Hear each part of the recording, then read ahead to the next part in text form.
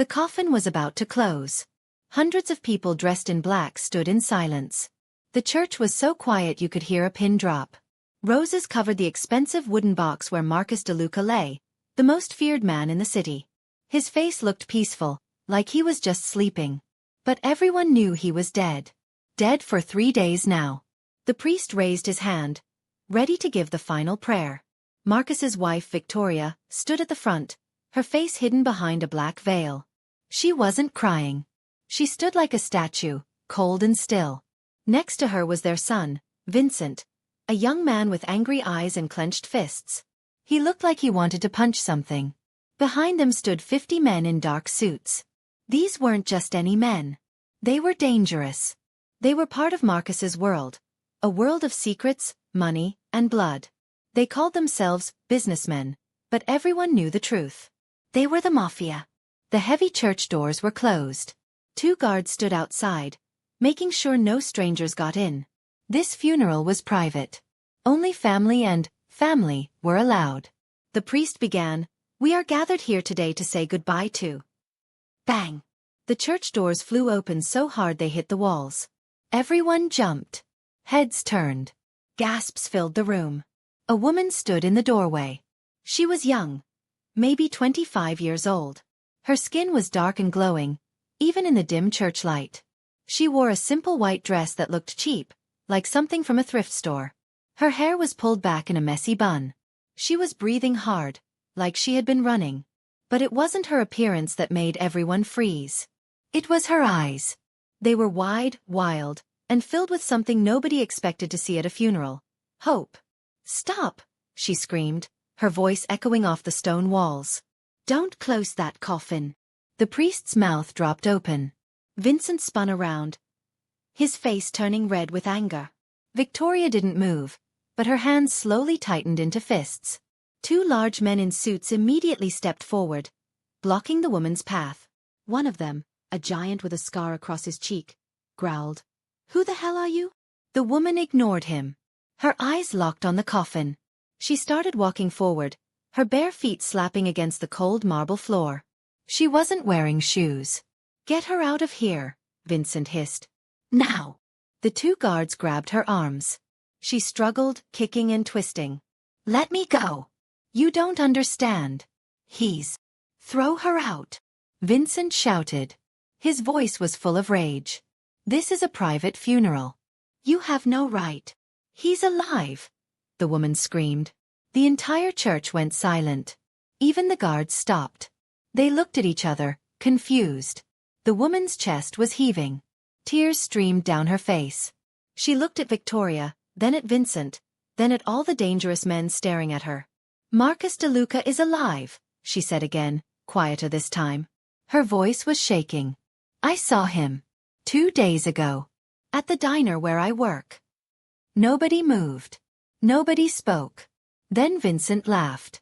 It was a cold, mean laugh. "You're crazy," he said. He looked at the guards. "I said get her out." "I'm not crazy," the woman cried. She tried to pull free, but the guards held her tight. "I know what I saw." He came into the diner late at night. He ordered coffee and pancakes. He sat in the corner booth. He was wearing a gray jacket and a baseball cap, but I knew it was him. I've seen his face on the news 100 times.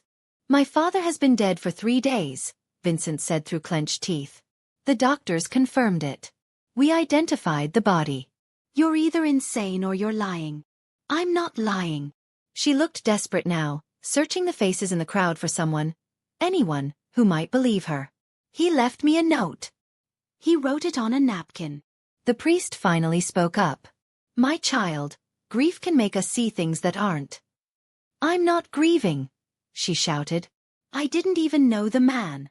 I'm just a waitress." "But he gave me this." She struggled to reach into the pocket of her dress. The guards tightened their grip. "Please, just let me show you." Vincent stared at her for a long moment. His jaw was tight. Then he nodded once at the guards. They loosened their grip just enough for her to pull something from her pocket. It was a crumpled white napkin. She held it up with shaking hands. "He wrote this. Look at it. Please." Vincent snatched it from her. His eyes scanned the napkin. His face went pale. The paper trembled in his hands. Victoria finally moved. She walked over slowly, her heels clicking on the marble. She took the napkin from her son and read it. Her entire body went stiff. "What does it say?" someone whispered from the crowd. Victoria looked at the woman. Really looked at her. Her voice was ice cold. "What's your name?" "Keisha," the woman said. "Keisha Brown." "Where do you work, Keisha Brown?" "Tony's Diner. On 5th Street. The night shift." Her voice was stronger now. "He came in around 2 a.m. Tuesday night. He sat alone. He didn't talk much. But before he left, he folded up this napkin and handed it to me. He said, 'Keep this safe. Someone will come asking for it.'" Vincent grabbed the napkin back from his mother. He read it again, his lips moving silently. Then he looked at the coffin. Then at Keisha. Then at the 50 dangerous men watching from the shadows. He turned to the guards. "Open it." "What?" one of them said. "Open the coffin." Vincent roared. The priest stepped back. Victoria said nothing, but her face looked like stone. 2 men walked to the front. They reached for the lid of the expensive wooden coffin. The sound of the latches clicking open was the loudest sound in the world. Everyone held their breath. The lid lifted. The church filled with gasps. Keisha's knees buckled. She grabbed onto one of the guards to keep from falling. Inside the coffin, Marcus DeLuca's body lay perfectly still. His hands were folded across his chest. His face was peaceful. His skin was pale. He looked exactly like a dead man. Vincent stared down at him. His hands were shaking. "You see," he said to Keisha, his voice cracking. "You're wrong. He's..." Marcus's finger twitched. Just once. Just barely. But everyone saw it. And then, very slowly, Marcus DeLuca's eyes opened. Marcus DeLuca sat up in his coffin. The movement was slow, like a machine that hadn't been oiled in years. His body creaked. His expensive suit was wrinkled. His gray hair, usually slicked back perfectly, hung loose around his face. For 3 full seconds, nobody moved. Nobody breathed. Then chaos exploded. "Boss!" one of the men in suits shouted. "Oh my God!" a woman screamed from the back. Vincent stumbled backward, his face white as snow. His mouth opened and closed, but no sound came out. He looked like he was seeing a ghost. Victoria remained frozen, her hands still clutched around the napkin. Her veil trembled, but she didn't make a sound. Marcus turned his head slowly, looking around the church. His eyes were tired, bloodshot, but very much alive. He blinked several times, adjusting to the light.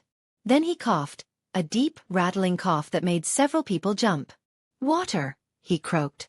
His voice sounded like sandpaper. Nobody moved. Everyone was too shocked. "I said water." Marcus's voice was stronger now. Harder. That was the voice everyone feared. The voice that made grown men obey without question. One of the guards finally snapped out of his shock. He ran to the side of the church and grabbed a bottle of water from a table. He rushed back, his hand shaking so badly he almost dropped it. Marcus took the bottle and drank deeply. Water spilled down his chin, soaking into his white shirt. He didn't care. He drank until the bottle was empty, then threw it aside. It clattered loudly on the marble floor. The sound seemed to wake everyone up. "Papa," Vincent finally whispered. He took a step forward, then stopped, like he was afraid his father might disappear if he got too close. How is this possible?" Marcus slowly turned to look at his son. For a moment, something soft flashed in his eyes. Then it was gone, replaced by cold steel. "Help me out of this damned box," Marcus said. 3 men rushed forward. They grabbed Marcus under his arms and carefully lifted him out of the coffin. His legs were wobbly. He nearly fell, but the men held him steady. They guided him to a nearby chair, and he sat down heavily, breathing hard. The entire church was silent except for Marcus's breathing. Keisha stood frozen near the entrance, her eyes wide as dinner plates. The guards had let go of her arms, but she couldn't move. She couldn't believe what she was seeing. Victoria finally spoke. Her voice was surprisingly calm. "Someone close those doors. Now." Two guards ran to the entrance and slammed the heavy wooden doors shut. The sound echoed like a gunshot. They stood in front of the doors, blocking any exit. Victoria walked slowly toward her husband. Her heels clicked with each step. Click, click, click. When she reached him, she pulled off her veil. Her face was beautiful but hard, like a diamond. There were no tears in her eyes. "Explain," she said simply. Marcus looked up at his wife. He almost smiled. Almost. Not yet. He turned his head, scanning the crowd. "Where is she?" "Who?" Victoria asked. "The girl." Marcus's eyes found Keisha. He stared at her with an intensity that made her want to run. "The waitress. Bring her here." The guards grabbed Keisha's arms again, but gentler this time. They walked her forward. Her legs felt like jelly. She was terrified, but she kept her chin up. Her grandmother always told her, "Never show fear, baby girl. Fear is what they use to control you." They stopped her right in front of Marcus. He studied her face carefully, like he was memorizing every detail. "You kept it safe," he said. "It wasn't a question." Keisha nodded. "Yes, sir. Good girl." Marcus held out his hand. "Victoria." "The napkin." Victoria's jaw tightened, but she handed it over. Marcus unfolded it carefully. Even from where she stood, Keisha could see the words written in blue pen. She had read them 100 times in the past 2 days, trying to understand what they meant. "Trust only the one who has nothing to gain. The enemy is closer than blood." Marcus held up the napkin so Vincent could see it. "Read it. Out loud." Vincent took the napkin with shaking hands. His voice cracked as he read, "Trust only the one who has nothing to gain. The enemy is closer than blood." He looked up, confused. I don't understand." "You will." Marcus stood up slowly. His legs were stronger now. He buttoned his suit jacket, straightening himself. Even after lying in a coffin for 3 days, he still had that power. That presence. Everyone in the room felt it. He walked to the center of the church, right in front of the altar. 50 pairs of eyes watched his every move. "3 weeks ago," Marcus began, his voice carrying through the silent church, "I received information. Someone in my organization, someone close to me, was planning to kill me." Gasps and murmurs rippled through the crowd. Marcus held up his hand. Silence fell immediately. "I didn't know who. I didn't know when. But I knew it was coming." He turned slowly, looking at each person. "So I came up with a plan. I would fake my death. I would watch my own funeral. And I would see who would reveal themselves." Vincent's face went even paler. "Papa, are you saying?" "I'm saying someone in this room tried to murder me." Marcus's voice was cold as ice. "And now that I'm alive again, that person is going to panic. They're going to make a mistake. And when they do..." He smiled, but it wasn't a nice smile. "I'll know." The tension in the church was so thick you could cut it with a knife. Men looked at each other with suspicion. Hands moved closer to hidden weapons. Everyone was suddenly afraid of everyone else. Keisha felt like she couldn't breathe. She was stuck in the middle of something dangerous, something that could get her killed. Marcus turned to her. "This girl has nothing to do with my world. She doesn't know me. She doesn't work for me. She doesn't owe me anything. That's exactly why I chose her." "Chose her for what?" Victoria asked. Her voice was sharp. "Insurance." Marcus reached into his jacket pocket and pulled out a small key. He held it up. 2 days ago, I gave this girl a key. She doesn't know what it opens. She doesn't know where to find the lock. But I made sure that everyone who needed to know would know that she has it." Keisha's mind was spinning. A key? She didn't have any. Wait. Her hand flew to her other pocket. The one she hadn't checked. She reached inside and pulled out a small silver key she'd never seen before. "How did you?" she started. "I slipped it into your apron while you were getting my coffee," Marcus said. "You didn't notice." Vincent stepped forward. "Papa, what does the key open?" Marcus ignored him. He looked around the church again. "The key opens a safe deposit box. Inside that box is evidence. Names. Dates. Bank accounts. Photos. Everything I've collected about the traitor in my organization. You could hear several people's breathing get faster. And here's the interesting part, Marcus continued. If anything happens to this girl, if she disappears, if she gets hurt, if she even gets a parking ticket, the contents of that box automatically get delivered to the FBI. The church erupted. What? Boss, you can't. The FBI? Marcus raised his voice over the chaos. Quiet. Everyone shut up. So here's how this works, Marcus said calmly. Keisha Brown is now the most important person in this room. Her safety guarantees my safety. If the traitor tries to hurt me again, they'll have to hurt her first. And if they do... He smiled that cold smile again. We all go down together. Victoria stared at her husband like she'd never seen him before. You've gone mad. No. Marcus turned to face her. I've just learned that I can't trust anyone anymore. Not even. Crash. One of the stained glass windows exploded inward. Glass rained down on the crowd. People screamed and dove for cover. Keisha felt someone grab her from behind. A strong arm wrapped around her throat. Cold metal pressed against her temple. A gun.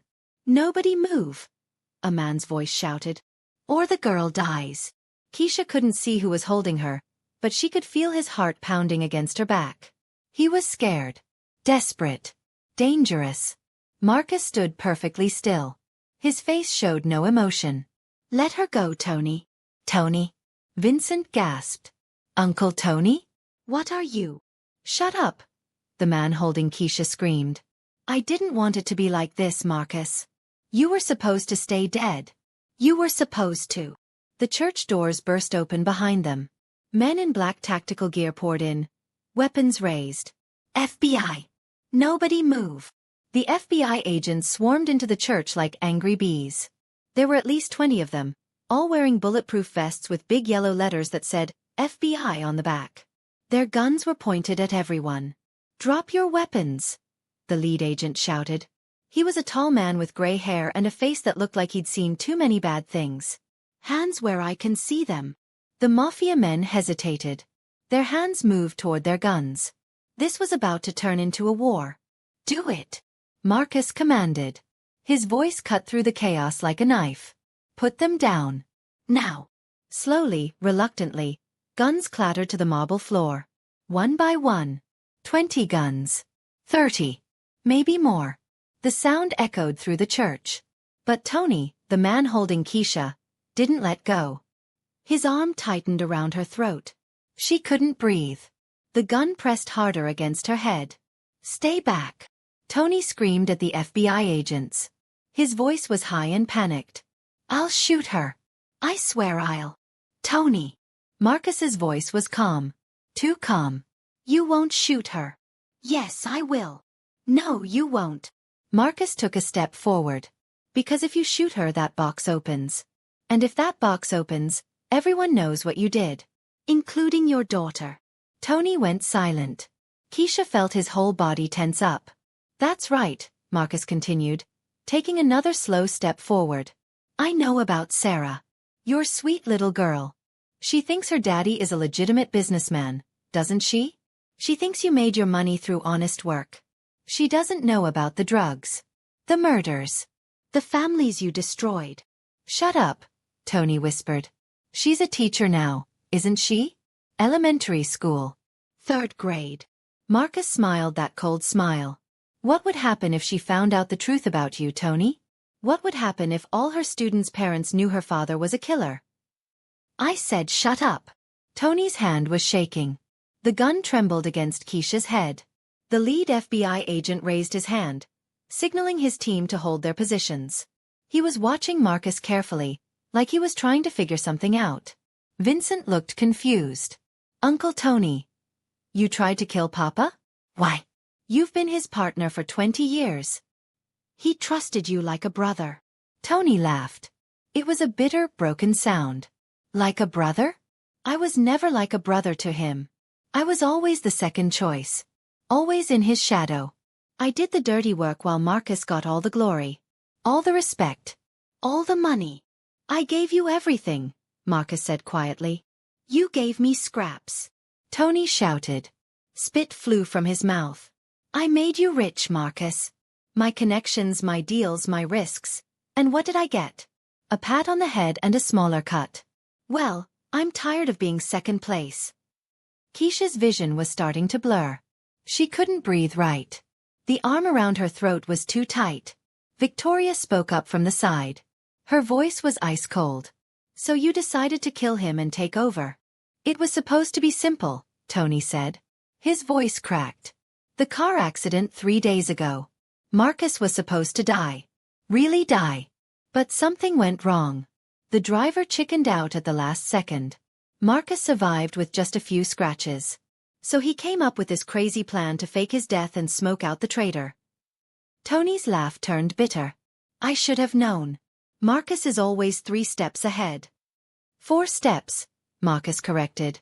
He nodded at the lead FBI agent. Agent Richardson and I have been working together for 6 months. The entire church gasped. Vincent's mouth fell open. You're working with the FBI? Immunity deal, Marcus said simply. I give them Tony and his drug operation. I give them names, locations, evidence. In exchange, I walk away. Clean slate. New life. You're a RAT, one of the Mafia men shouted from the crowd. Marcus turned slowly to face his men. I'm a survivor. There's a difference. He looked back at Tony. It's over, old friend. Let the girl go. Tony's breathing was ragged. Keisha could feel tears dripping onto her shoulder. He was crying. I can't, Tony whispered. If I let her go, I go to prison forever. My daughter will know everything. She'll hate me. She'll hate you more if you hurt an innocent girl, Marcus said softly. At least this way, you can tell her yourself. You can say goodbye properly. You can explain. But if you pull that trigger... He shook his head. There's no coming back from that, Tony. The church was completely silent. Even the FBI agents stood frozen, waiting. Keisha's grandmother's words came back to her. When you're scared, baby girl, pray. God is always listening. Please, God. Keisha prayed silently. Please let me see my mama again. Please let me go home. Uncle Tony, Vincent said quietly. He took a step forward, hands raised. Please. I've known you my whole life. You taught me how to ride a bike. You came to my baseball games. You're family. Real family. Don't do this. Something shifted in Tony's body. The gun lowered slightly. Just an inch. But it was enough. Agent Richardson saw his chance. Now, he shouted. Everything happened at once. An FBI agent fired a stun gun. The wires shot out and hit Tony in the shoulder. Electricity jolted through his body. He screamed and let go of Keisha. She fell forward. Strong hands caught her. Marcus. He pulled her aside as 5 FBI agents tackled Tony to the ground. I got you, Marcus said. You're safe. Keisha gasped for air, her throat burning. She watched as they handcuffed Tony. He wasn't fighting anymore. He just lay there crying. My daughter, Tony sobbed. Please, let me call my daughter. Please. Agent Richardson knelt beside him. You'll get your phone call at the station. They hauled Tony to his feet. As they dragged him toward the door, he looked at Marcus one last time. I hope your new life is worth it, he spat. You're not Marcus DeLuca anymore. You're nobody. Marcus said nothing. He just watched as they took Tony away. The other FBI agents began handcuffing several of the Mafia men. Not all of them, just specific ones. They knew exactly who they were looking for. Marcus had given them a list. Victoria walked over to her husband. She didn't look angry. She looked tired. So this is it? You're really leaving? Yes. And us. She gestured to herself and Vincent. What happens to your family? Marcus looked at his wife for a long moment. The house is yours. The legal businesses are yours. The money I earned before I got into this life, that's yours too. It's enough. You'll never have to work again. That's not what I asked. Victoria's voice cracked. Just a little. Are you leaving us? Marcus glanced at Vincent, who was staring at him with hurt, confused eyes. You're both better off without me. You always have been. Papa, Vincent started. Take care of your mother, Marcus interrupted. Go to college. Become something better than me. That's all I ask. Vincent's jaw clenched. For a moment, Keisha thought he might yell. But instead, he just nodded once, then turned and walked away. Victoria watched him go, then looked back at Marcus. I hope it was worth it. She walked away too, her heels clicking on the marble. Marcus stood alone in the middle of the church. All around him, FBI agents were arresting people, taking photos, collecting evidence. His empire was crumbling. But he didn't look sad. He looked free. He turned to Keisha. You okay? She rubbed her throat. It hurt, but she could breathe. I think so. Good. He reached into his pocket and pulled out an envelope. This is for you. What is it? Money. Enough to cover any trouble this might have caused you. Plus a little extra. He pressed it into her hands. And thank you. You saved my life by keeping that napkin safe. Keisha looked down at the envelope. It was thick. Really thick. I don't know what to say. Say you'll forget you ever met me, Marcus said. He smiled, and for the first time, it looked real. Go back to your diner. Live your life. Stay out of trouble. Agent Richardson walked over. DeLuca, we need to move. Witness protection is waiting. Marcus nodded. He took one last look around the church, at the coffin he'd faked his death in, at the broken stained glass window, at the life he was leaving behind. Then he walked toward the door without looking back. 3 months later. Keisha wiped down the counter at Tony's diner. It was 2:30 in the morning, the quiet time between the late-night drunks and the early morning workers. The coffee pot bubbled behind her. The neon open sign flickered in the window. Everything was back to normal. Except it wasn't. The envelope Marcus gave her had contained $50,000. $50,000. Keisha had cried when she counted it. She'd paid off her mama's medical bills, fixed the leak in their apartment roof, bought her little brother new shoes. She even had enough left over to start saving for nursing school.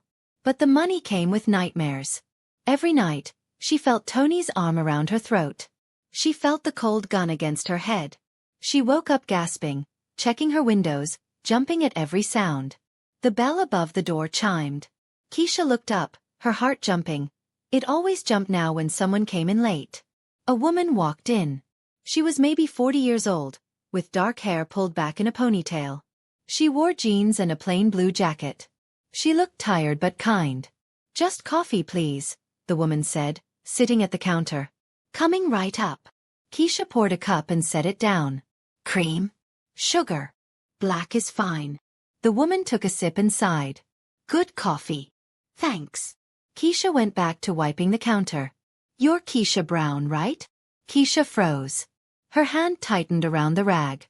Who's asking? The woman pulled out a badge. FBI Agent Maria Chen. Don't worry. You're not in trouble. I just need to talk to you. Keisha's heart was pounding. I already told the other agents everything I know. I signed all the papers. I thought I was done. You are done. With the case anyway. Agent Chen put her badge away and wrapped both hands around her coffee cup. I'm not here about Marcus DeLuca or Tony Russo. I'm here about someone else. Who? Agent Chen looked around the empty diner, then leaned forward. Victoria DeLuca. Keisha frowned. Marcus's wife? What about her? She's been asking questions. About you. A chill ran down Keisha's spine. What kind of questions? Where you live. Where you work. Who your family is. Agent Chen's face was serious. Mrs. DeLuca is not a nice woman, Keisha. She's angry that her husband turned on the organization. She's angry that he took immunity and left her with nothing but legal businesses. And she blames you. Me. Keisha's voice rose. I didn't do anything. I was just in the wrong place at the wrong time. I know that. You know that. But Victoria sees it differently. Agent Chen took another sip of coffee. In her mind, if you hadn't kept that napkin safe, Marcus couldn't have proved Tony was the traitor. If Marcus couldn't prove it, the FBI deal would have fallen apart. If the deal fell apart, Marcus would still be Marcus DeLuca, Mafia boss. Keisha felt sick. So what does she want? We're not sure yet. But we're watching her closely. Agent Chen reached into her jacket and pulled out a card. If you see anything suspicious, anyone following you, strange phone calls, anything at all, you call me immediately. Day or night. Understand? Keisha took the card with shaking hands. Is she going to hurt me? Not if we can help it. Agent Chen stood up and put a $5 bill on the counter. Keep the change. And Keisha? Be careful. Victoria is smarter than her husband ever was. And she's got nothing left to lose. The agent left.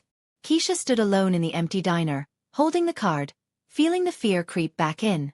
The bell chimed again. Keisha jumped, spinning around. Her heart was in her throat. A young man walked in. He was maybe 19 or 20, wearing a college sweatshirt and carrying a backpack. He looked normal. Safe. Hi, he said with a friendly smile. Can I get some pancakes and eggs? Sure. Keisha forced herself to breathe normally. How do you want your eggs? Scrambled, please. She wrote down his order and pinned it to the kitchen window. The cook, old Joe who never talked much, started working. The young man sat at the counter, pulling out textbooks. Studying for finals, he explained. This is the only place open this late. Yeah, we get a lot of students. Keisha poured him some coffee without asking. Everyone needed coffee at 3 a.m. They sat in comfortable silence for a few minutes. Joe slid the plate through the window. Keisha set it in front of the student. Thanks, he said. Then more quietly. Vincent says hello. Keisha's blood turned to ice. What? The young man looked up at her. His eyes weren't friendly anymore. They were cold. Familiar. Vincent DeLuca. Marcus's son. He says to tell you hello. Keisha took a step back. Who are you? A messenger. The young man, he didn't look so young anymore, pulled out his phone and set it on the counter. On the screen was a video. Vincent DeLuca's face filled the screen. He was sitting in what looked like an expensive office. His eyes had the same hardness his father's had. Miss Brown, Vincent said from the video. We've never officially met, but I'm sure you remember me from the funeral. I want you to know something. My father was a coward. He betrayed everyone who loved him. Everyone who trusted him. And he used you to do it. Keisha couldn't move. Couldn't speak. But I'm not my father, Vincent continued. I don't need FBI protection. I don't need immunity deals. I rebuilt what he destroyed. And now I run the family business. The real family business. He leaned forward. Here's what's going to happen. You're going to forget everything that happened 3 months ago. You're going to throw away Agent Chen's card. You're going to stop talking to the FBI. And you're going to live your nice, quiet life. He paused. If you don't, my mother has compiled a very detailed list of everyone you love. Your mama with the diabetes. Your little brother who walks home from school every day at 3:15. Your best friend Tanisha who works at the grocery store on weekends. It would be a shame if anything happened to them. Tears burned in Keisha's eyes. I'm not threatening you, Vincent said, almost gently. I'm just explaining how things work in my world. You did us a favor once, so I'm returning it. This is your warning. Your only warning. Stay quiet, stay safe, and we'll never bother you again. The video ended. The young man picked up his phone and stood. He hadn't touched his food. Have a good night, Miss Brown. He dropped a $100 bill on the counter and walked out. Keisha stood frozen, her whole body shaking. Joe poked his head through the kitchen window. You okay, girl? Keisha couldn't finish. She grabbed her phone and pulled up Agent Chen's number. Her finger hovered over the call button. But then she thought about her mama. Her little brother. Tanisha. She thought about what Victoria DeLuca would do if the FBI showed up at her door because of another phone call from Keisha. Slowly, she deleted the number. She picked up Agent Chen's card from her pocket and tore it into tiny pieces. She threw the pieces in the trash. Then she went back to wiping down the counter, even though her hands wouldn't stop shaking. 1 week later, Keisha was carrying groceries up to her apartment when she saw the envelope taped to her door. No name. No address. Just a plain white envelope. Her heart stopped. She looked around the hallway. Empty. With trembling hands, she opened it. Inside was a single piece of paper and a small photograph. The photograph showed Marcus DeLuca. He was standing on a beach somewhere sunny. He was wearing a Hawaiian shirt and sunglasses. He looked relaxed. Happy. Like he didn't have a care in the world. The note said, Keisha, thank you for keeping your promise. The FBI tried to contact you last week. You didn't respond. Smart girl. As promised, your family is safe. They'll stay safe as long as you stay silent. P.S. Marcus sends his regards from Costa Rica. He has no idea his wife and son are cleaning up his mess. Some men never learn. Stay safe. V. Keisha stared at the note for a long time. Then she walked into her apartment, went straight to the kitchen, and burned it in the sink. She watched the paper turn to ash. She washed the ashes down the drain. She sat at her small kitchen table and put her head in her hands. She had survived. Her family was safe. She had money to go to nursing school. She had her whole life ahead of her. But she would never feel safe again. She would always wonder if someone was watching. Always look over her shoulder. Always check her locks twice. That was the price of getting involved with people like the DeLucas. That was the price of surviving. 6 months later, Keisha walked across the stage in her white nursing uniform. She'd finished her first semester of nursing school with straight A's.